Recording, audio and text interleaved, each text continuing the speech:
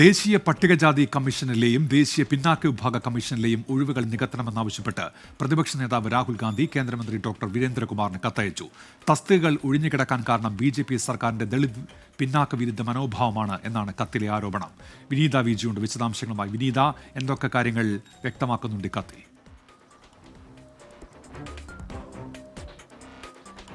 ഉന്മേഷ്, കേന്ദ്ര സാമൂഹിക നീതി ശാക്തീകരണ മന്ത്രി ഡോക്ടർ വീരേന്ദ്രകുമാറിനാണ് ലോക്സഭാ പ്രതിപക്ഷ നേതാവ് രാഹുൽ ഗാന്ധി കത്തയച്ചിരിക്കുന്നത്. ഈ കത്തിൽ പറയുന്നത് ദേശീയ പട്ടികജാതി കമ്മീഷനിലും ഒപ്പം തന്നെ ദേശീയ പിന്നോക്ക വിഭാഗ കമ്മീഷനിലും ഒഴിവുകൾ ഉണ്ട്. ഈ ഒഴിവുകൾ നികത്തണമെന്നാവശ്യപ്പെട്ടാണ് രാഹുൽ ഗാന്ധി കത്ത് നൽകിയിരിക്കുന്നത്.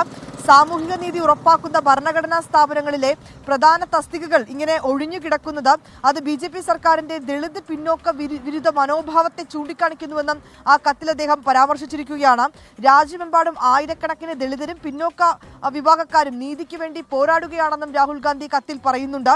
ഈ ജാതി സെൻസസ് നടത്തണമെന്ന ആവശ്യം എല്ലായിടത്തു നിന്നും ഉയർന്നു വരുന്നുവെന്നും രാഹുൽ ഗാന്ധി ഈ കത്തിൽ സൂചിപ്പിച്ചിട്ടുണ്ട്. ഉന്മേഷ്, ശരി, വിനീത വിജിയാണ് വാർത്തയുടെ വിശദാംശങ്ങൾ നൽകിയത്.